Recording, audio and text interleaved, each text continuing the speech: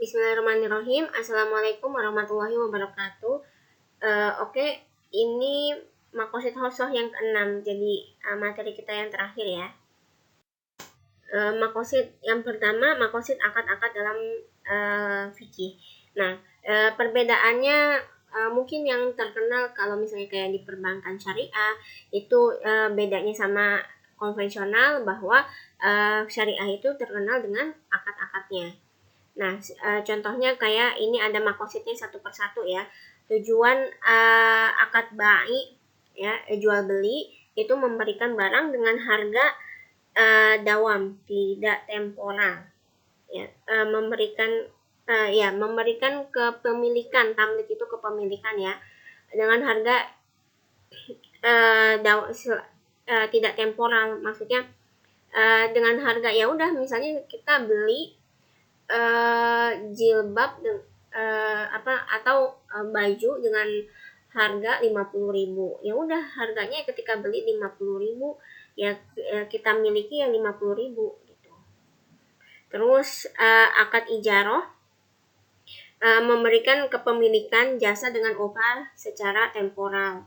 Nah, ini kalau sewa menyewa kan dia ada temponya, tempo waktunya. Kalau bai kan jual beli, ya kalau udah dibeli ya jadi milik kita, nggak temporal. Nah, kalau sewa menyewa barang itu temporal. Terus akad qorat memberikan kepemilikan barang berupa harta misli ya. Misli itu yang ada contohnya di pasaran ya, dan bisa dikonsumsi dengan tujuan sosial. Nah, makanya akad qorat itu tidak boleh ada ini ya, kelebihan karena dia tujuannya sosial. Terus akad hibah memberikan kepemilikan harta kepada orang lain tanpa imbalan. Hibah juga tujuan sosial ya, karena akad tabaru itu dia akad yang tanpa timbal balik, satu arah aja. Terus akad rohan menahan barang sebagai jaminan. Nah, tujuan rohan ya itu sebagai jaminan ketika pembeli tidak bisa melunasi kewajibannya. Akad kafalah juga sama jaminan. Ini rohan, kafalah, hawalah itu jaminan ya. Kalau bedanya, kalau rohan kita nahan barang kita kalau kita nggak bisa bayar hutang. Kalau kafalah itu kita ada orang yang menjamin hutang kita kalau kita nggak bisa lunasin hutang. Kalau hawalah itu kita nggak bisa bayar hutang misalkan, tapi kita punya uang, punya piutang sama orang lain, ya udah orang itu yang bayarin gitu, atau pengalihan hutang. Terus akad wakalah. Wakalah itu memberikan kewenangan kepada seseorang untuk melakukan kontrak atau akad atas nama dirinya. I'aroh beda sama ijaroh ya. Kalau ijaroh sewa menyewa dia meminjamkan sesuatu, ada batas waktunya dengan upah. Kalau i'aroh itu kayak minjem ya sama tetangga, misalnya minjem sepeda atau sama teman minjem buku tanpa ada imbalan. Terus akad mudorobah, kerjasama dalam usaha.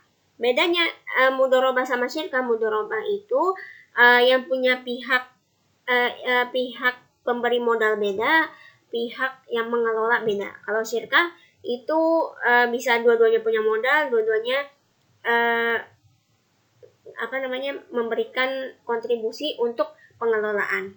Terus akad ida itu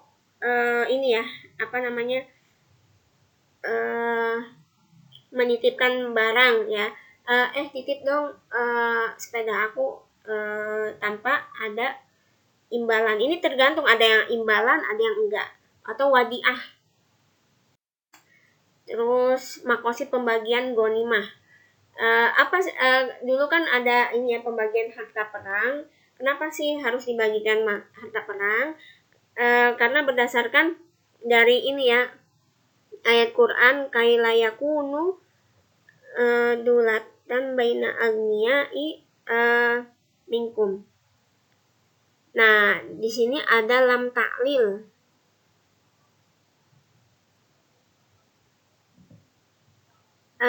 ayat-ayat ini bahwa ghanimah harus didistribusikan kepada orang lain supaya harta tidak berputar pada orang-orang kaya saja. Nah, kemarin juga nyambung ya makosid harta, bahwa harta itu tujuannya adalah untuk diputar, ya didistribusikan, diputar dengan investasi. Jadinya nggak boleh kita menimbun harta begitu. Terus makosid mencatat utang piutang. Nah, ini ya ayyuhallazina amanu idza tadayantum bidainin ila ajalin musamman faktubuh, itu adalah ayat mencatat utang piutang. Ya. Nah, kenapa sih harus mencatat utang piutang? Sebenarnya ulama berbeda pendapat ya. Ini tapi menurut jumhur itu mencatat piutang itu hukumnya sunnah, sebagian ulama itu hukumnya wajib. Tapi Ibnu Ashur merojihkan pendapatkan yang mewajibkannya. Karena kenapa? Supaya apalagi kalau misalnya utang piutang, terus orang yang berhutang atau yang mempunyai piutang itu meninggal dunia,